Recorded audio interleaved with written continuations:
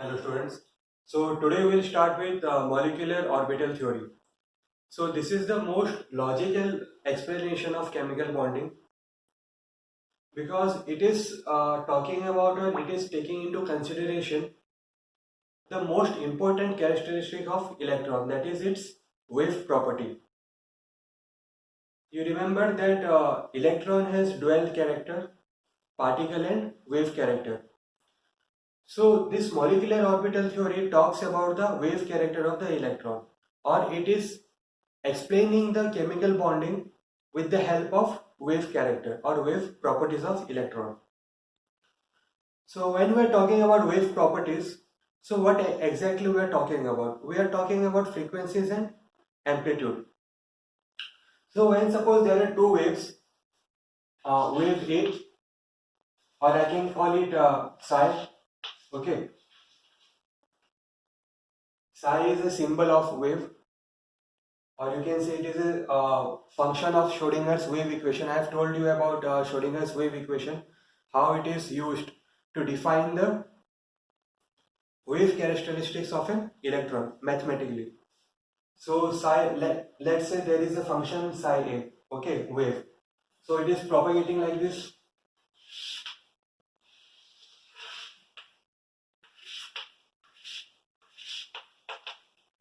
And suppose there is one more wave, psi b.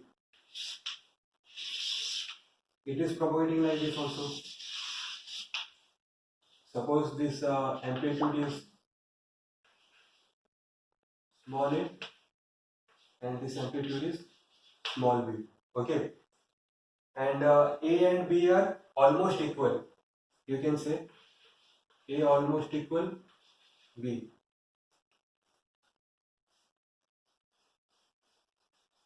So now suppose there are two kinds of interference we can have with this wave. So one is constructive interference.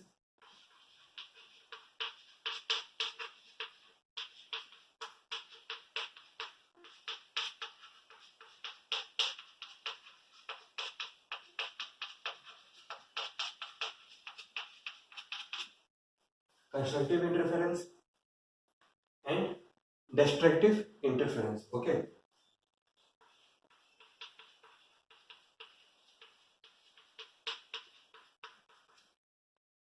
Destructive interference or constructive interference. If you remember in class 9 or 10, you must have studied about this kind of interference.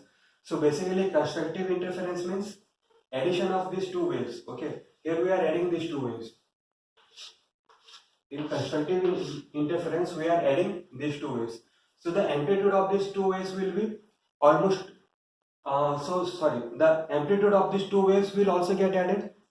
So the new wave will have the amplitude of A plus B.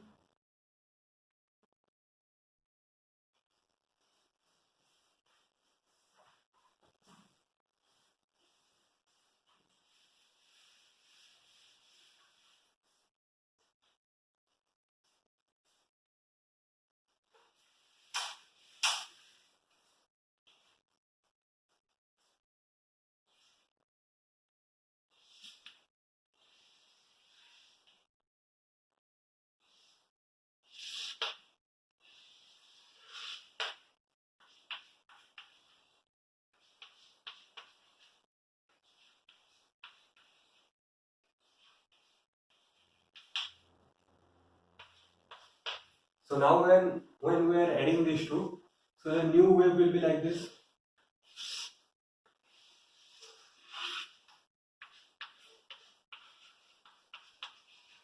This is A plus B. Okay. So this is a constructive interference.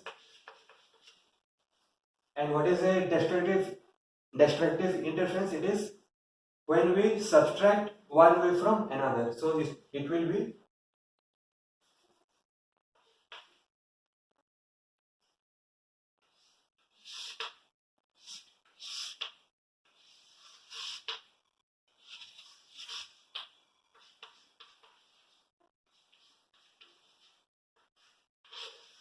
minus. Okay.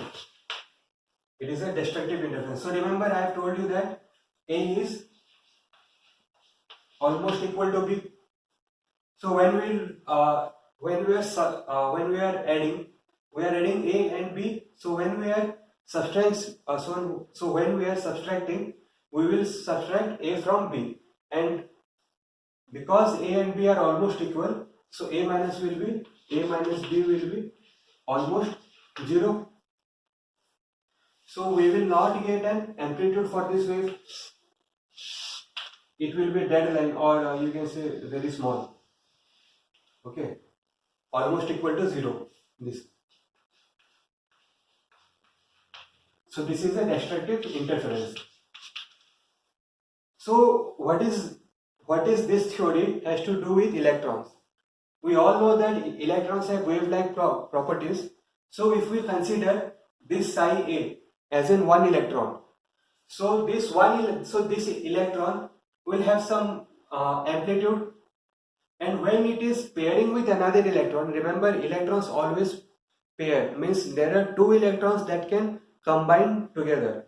Okay, because in an orbital only two electrons can have their space. So if psi A is an electron and psi B is an electron, so what happens in chemical bonding? Two electrons from different atoms combine or come together. So in that case, if that electron is a wave, so there are two possibilities. One is of constructive interference and one is of destructive interference.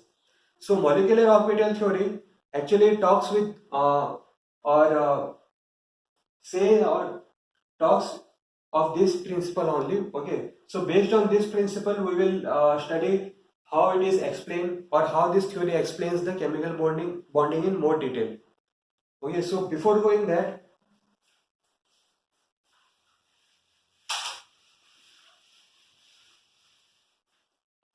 just remember that the previous theories does not tell us about stability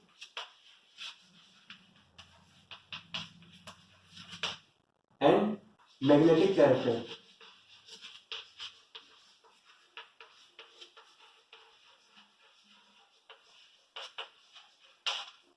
What do you mean by stability? Stability means which one is more stable between H2, H plus and H minus.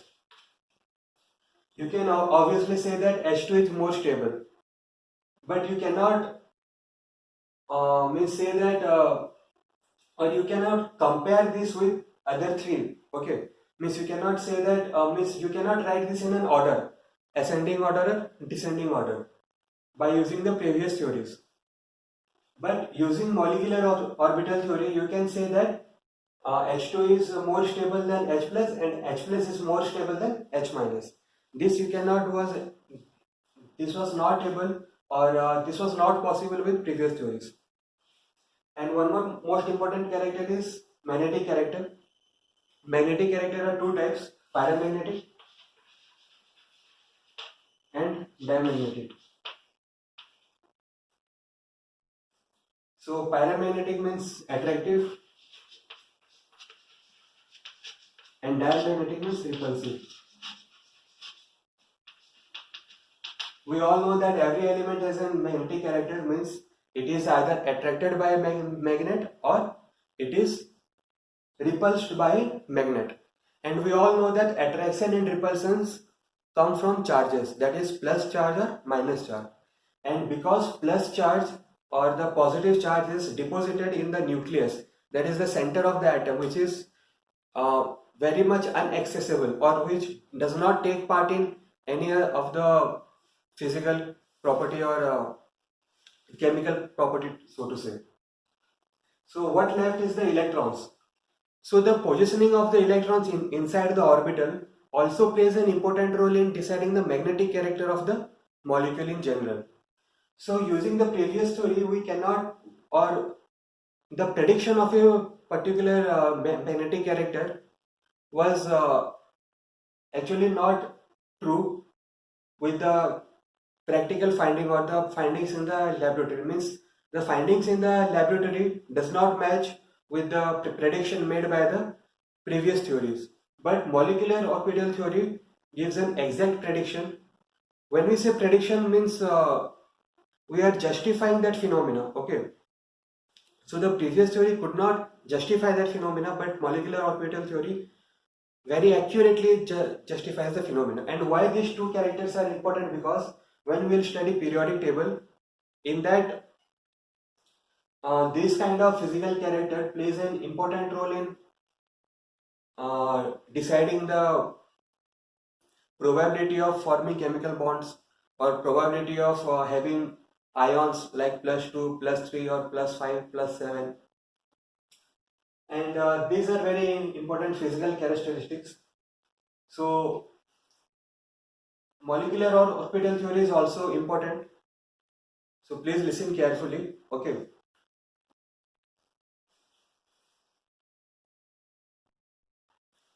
So that was the background of molecular orbital theory, or the concept behind that. Now we'll see how it is actually defined, or what are the rules of this molecular orbital theory. So the first thing is, let's go back to shapes of the orbital. Okay.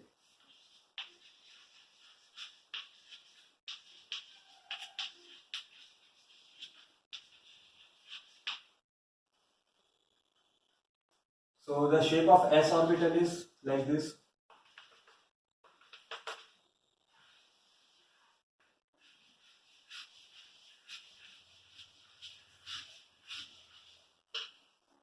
Okay, p orbital is like this. So there is one s orbital. Okay, and there are three p orbitals.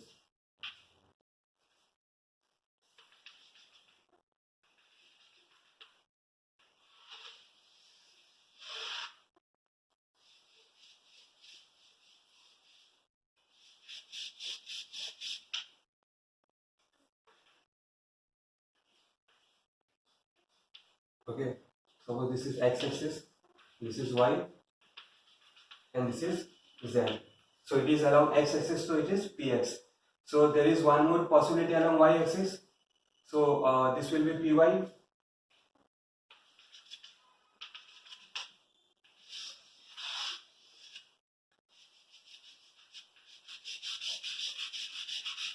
Like this, and there is one more possibility along pz.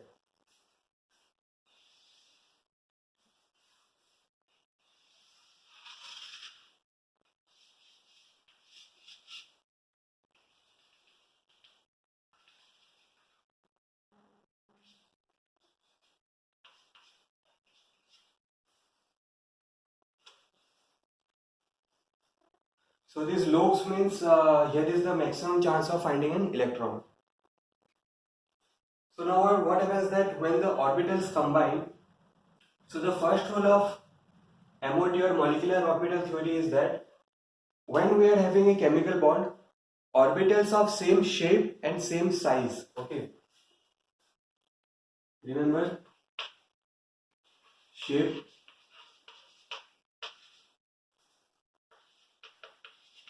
size, and energy.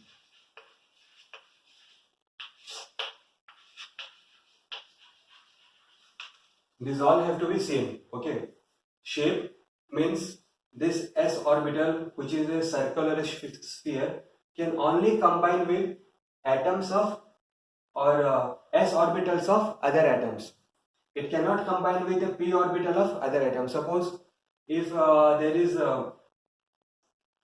helium or lithium which has an s orbital, so it cannot combine with the p orbital of any other lithium or bigger atom like nitrogen or oxygen, something like that. So similarly, p orbitals, so these 8 shaped or infinity shaped p orbitals can only combine with other p orbitals. Similarly, d orbitals can only combine with other d orbitals. Okay, for shapes of d orbital, you can refer your book, or you can Google it. There are 5 types of or 5 types of d orbital. So there are 5 different shapes. So d orbital only can combine among themselves.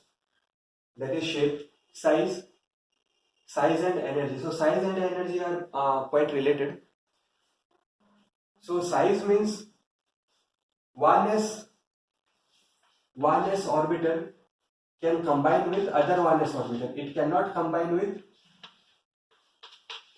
2s orbital. Okay. 1s can only combine with 1s. It cannot combine with 2s because 2s has higher energy than 1s. And for size and energy, similarly, 1s has less energy than 2s, so the energies are not same, so then they cannot combine. So in this size and energy thing, if the size and energy are not exactly same, it is also allowed that if the similar size and energy orbitals can also combine. Just like I've told you in the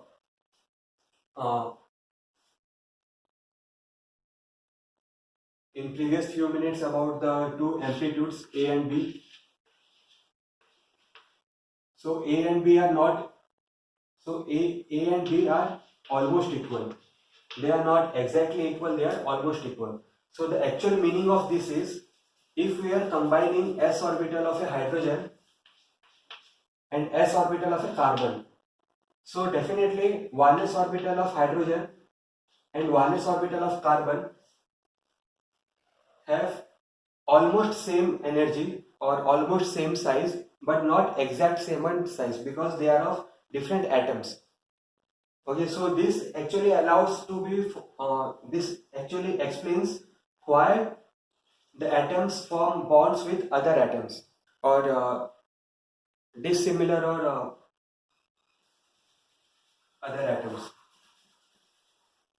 So this was the first point of molecular orbital theory, that orbitals can only combine with same size, energy and shape.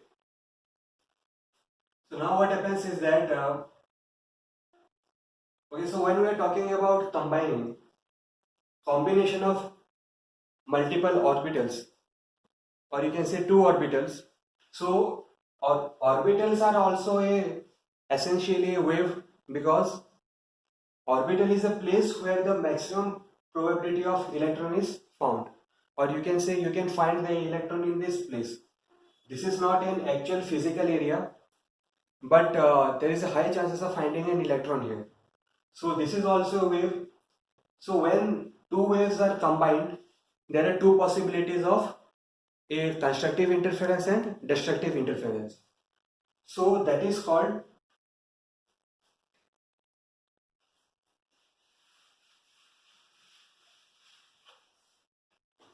so whenever there is, suppose these two s orbitals are combining, okay.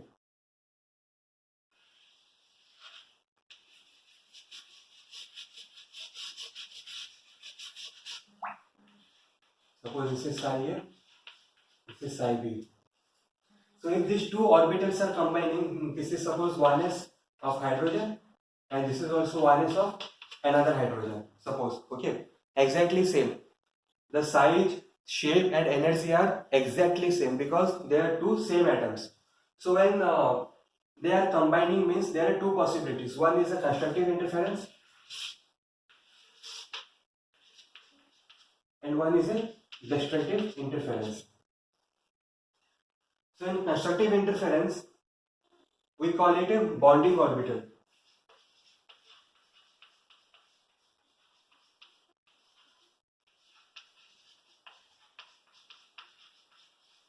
And for destructive interference, we call it anti-bonding orbital.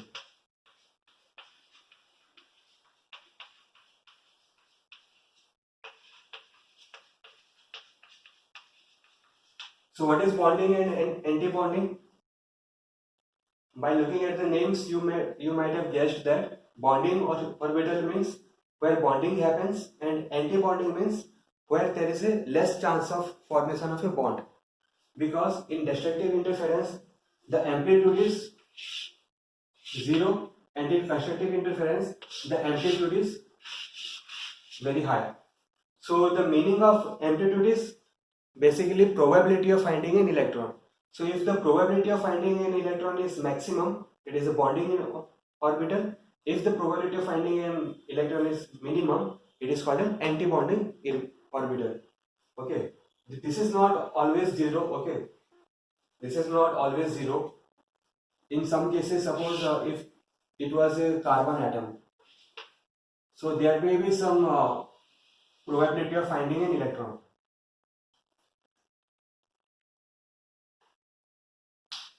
Okay, so now comes the main part, the naming of orbitals.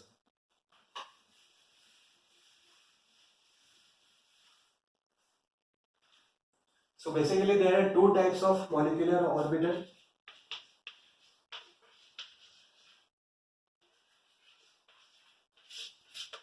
One is sigma and one is pi. So a sigma bonding or a sigma molecular orbital is when the orbitals are colliding axially. Okay, suppose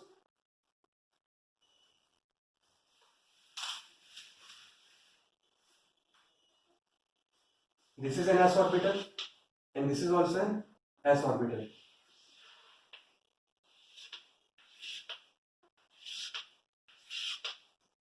So when they are colliding along this y-axis, suppose, then it is called a head-on collide. Okay.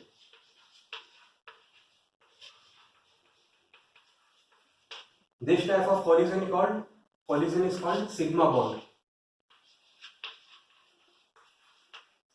And there can be two types of sigma bond. One is bonding and another one is anti-bonding. So we call it, so bonding orbital is called sigma and anti-bonding orbital is called sigma star. Okay, we denote the anti-bonding orbital with a star above them. So sigma bond have two types of orbital, sigma and sigma star. So obviously, if the orbital is anti-bonding, means there is a less chance of finding an electron, and if there is a less chance of finding an electron, means that area must be unstable.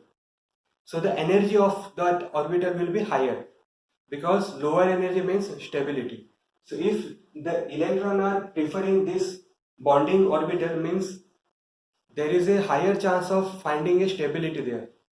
So therefore the energy of sigma orbital is lower. So always bonding orbital is more stable than anti-bonding orbital. So energy of bonding orbital is lower than energy of anti-bonding orbital. This actually means there is more likely of finding an electron in bonding and less likely of or less chances of finding an electron in an anti-bonding. So this was an example of s orbital. So for p orbital, suppose this is one p orbital and this is another p orbital.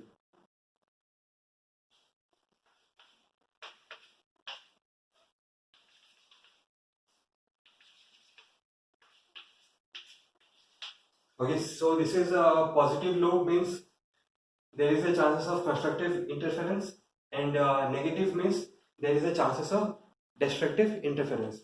So when these two collide, the shape will be like this.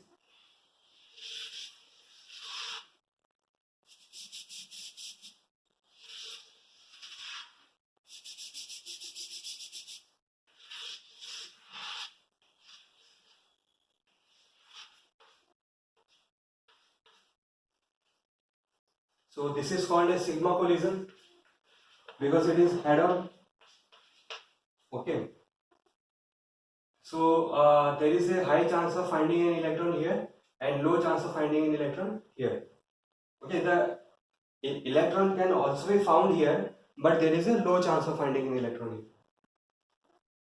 So this is a sigma collision.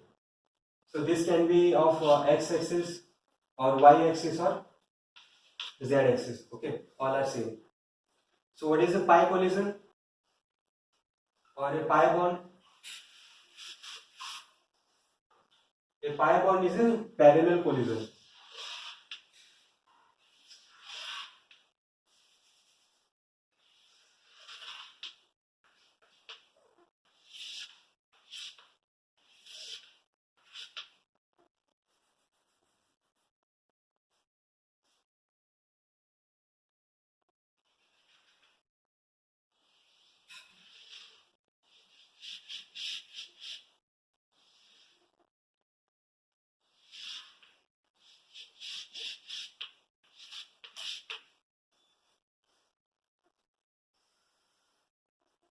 So if this side is negative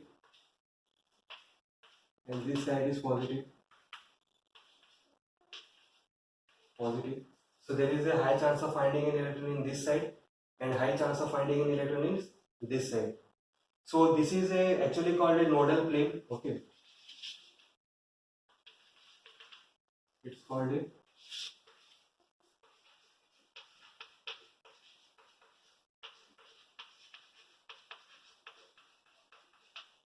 nodal plane. Means in this plane you will not find the electron. Okay, so similarly nodal planes also can be identified in sigma bonds also. Suppose in the case of this, there are two nodal planes, this one and this one. Okay, this actually like this. Okay, so here it is crossing the axis. So this is a nodal plane in this area and this area. So there are two nodal planes here. Okay.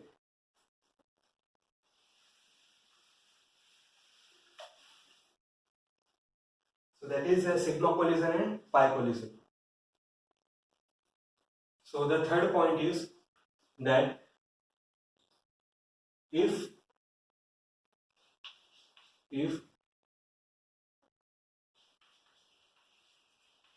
there are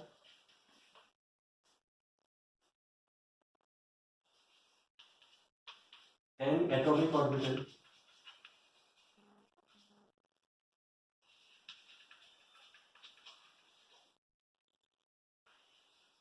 are bonding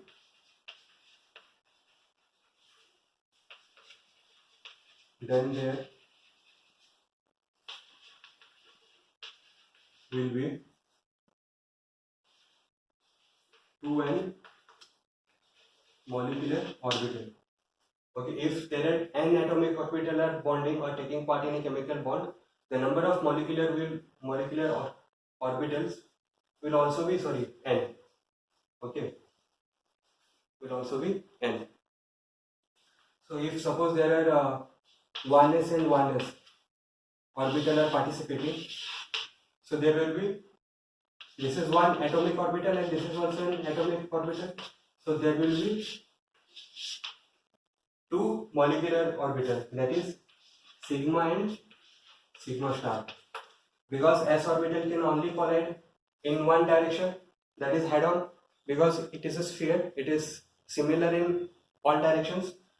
So there is only one possibility of bond, that is sigma. So for sigma there are two possibilities, one is bonding and one is anti-bonding.